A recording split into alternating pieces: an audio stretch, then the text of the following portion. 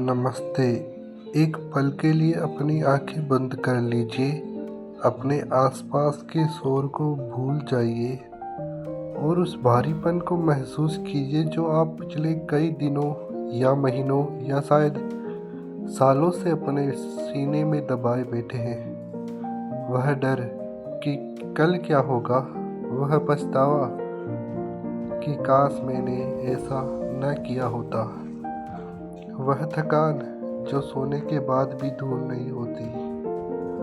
हम उसे चिंता कहते हैं, लेकिन भगवान श्री कृष्ण इसे मोह और अज्ञान का पर्दा कहते हैं।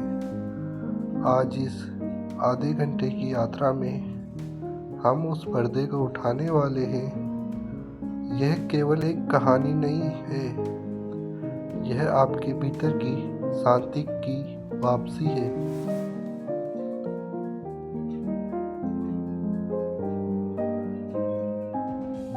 कल्पना कीजिए, आप कुरुक्षेत्र के उस मैदान में खड़े हैं जहां चारों ओर शोर है, युद्ध की तैयारी है और जीवन की सबसे बड़ी अनिश्चितता है। आपके सामने साक्षात पूर्ण पुरुषोत्तम श्री कृष्ण खड़े हैं। उनके चेहरे पर वह चिर परिचित मुस्कान है जो ब्रह्मांड के हर दर्द को हर लेती है। वे आपसे कह रहे हैं, कुरुत्रवा कर्ष्मविद विस्मय समुद्रवा, अर्थात इस विश्व में परिस्थिति में यह कार्यता, यह चिंता तुम्हारे मन में कहाँ से आ गई? क्या तुम भूल गए हैं तुम किसके अंश हो? क्या तुम भूल गए कि जिस भविष्य की तुम आज चिंता कर रहे हो, उस भविष्य का विधाता मैं खुद हूँ?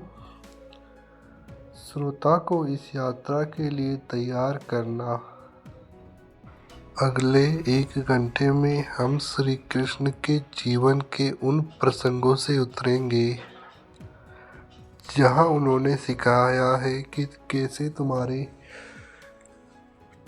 जीवन में तूफानों के बीच शांत रहा जाता है। इस सुदामा की उस पोटली को खोलेंगे जिसमें अटूट विश्वास छिपा था। हम अर्जुन के उन सवालों के जवाब ढूंढेंगे जो आज आपके भी सवाल है। इस समय आप जहाँ भी हैं, यह मान लीजिए कि यह संदेश साक्षात द्वारकाधीश ने आपके लिए भेजा है। अपनी सारी चिंताओं की पोटली को उनके चरणों में रख दीजिए, क्योंकि जब सारथी स्वयं कृष्ण हो तो विजय और शांति निश्चित है। चलिए शुरू करते हैं। वह दिव्य गाथा जो आपकी चिंताओं को राख कर देगी और आपके हृदय में भक्ति का दीपक जला देगी। सुदामा और श्री कृष्ण का प्रसंग केवल 2 मित्रों के मिलन की कहानी नहीं है, बल्कि यह अटूट विश्वास और समर्पण का वह शिखर है जहां पहुंचते ही मनुष्य की सारी चिंताएं तुच्छ मात्र लगने लगती है। कल्पना कीजिए, एक टूटी हुई कुटिया, बाहर मूसलाधार बारिश है और भीतर भूख से बिलखते बच्चे। सुदामा जो वेद वेदांतों के ज्ञाता है, जिनके पास संतोष का धन है, आज अपनी पत्नी सुशीला की आंखों में आंसू देख विचलित हो गए हैं। सुशीला कहती है, स्वामी, आप कहते हैं कि द्वारकाधीश आपके सखा है। क्या वे अपनी प्रजा का दुख नहीं जानते? क्या वे अपने मित्र की यह दशा नहीं देख रहे हैं? सुदामा मुस्कुराते हैं, पर उस मुस्कान में एक टीस है। वे कहते हैं, हे देवी, कृष्ण तो अंतर्यामी है, वे सब जानते हैं, लेकिन मांगना प्रेम में बांधा है। मैं उनसे धन मांगने कैसे जाऊं? क्या तुम हमारा प्रेम इतना सस्ता है कि उसे चंद मुद्राओं के लिए तोल दूं? भक्तों, इससे हमें सीख मिलती है। यहाँ रुककर सोचिए थोड़ा सा। क्या आपकी चिंता इसलिए है कि आपको भगवान पर भरोसा नहीं है, या इसलिए कि आप चाहते हैं कि भगवान आपके अनुसार काम करे? सुदामा का विश्वास था, वह देगा नहीं, वह जानता है। यही चिंता मुक्ति का पहला सूत्र है। पर सुशीला ने उनकी एक बात ना सुनी और उन्होंने सुदामा जी को द्वारका की ओर प्रस्थान करने के लिए भेज दिया। और महामिलन सुशीला ने पड़ोस से 4 मुट्ठी कच्चे चावल मांगकर एक फटे कपड़े में बांध दिए। सुदामा नंगे पैर फटे वस्त्रों में द्वारका की ओर चल पड़े। रास्ते में कांटे चुभते, कंकड़ लगते, पर होठों पर एक ही नाम था, कृष्णा कृष्णा।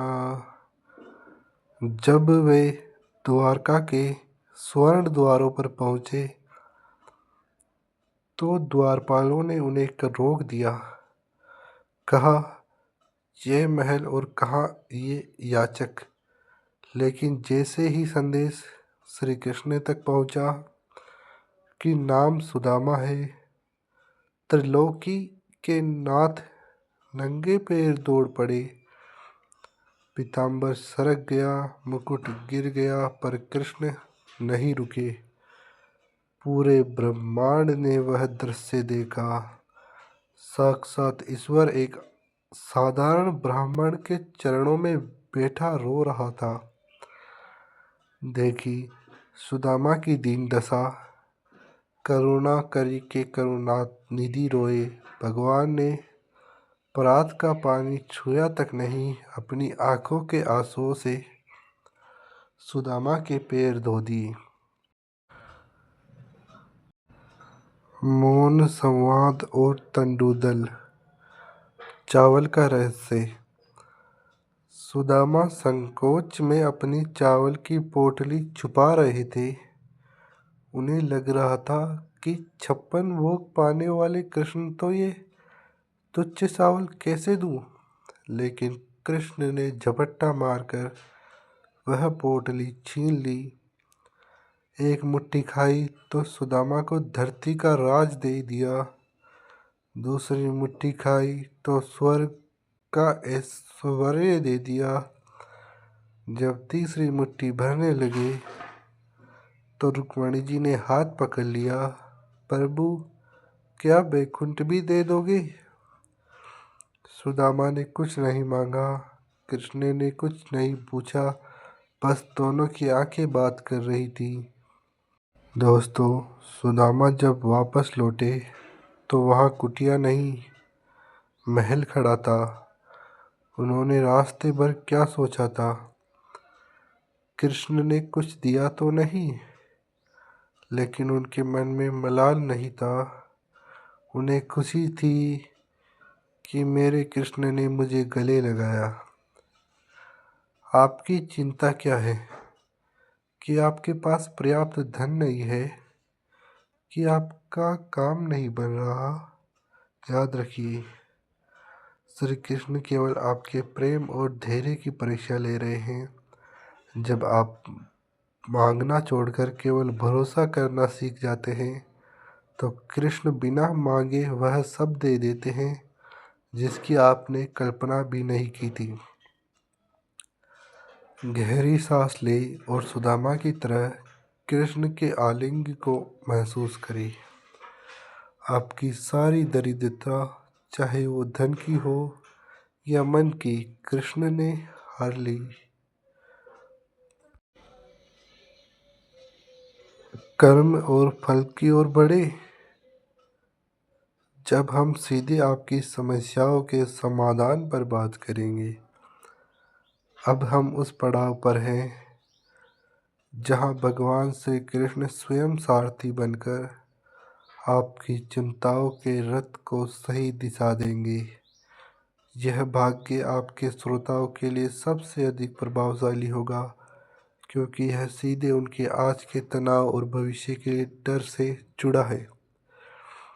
कर्म और फल का विज्ञान।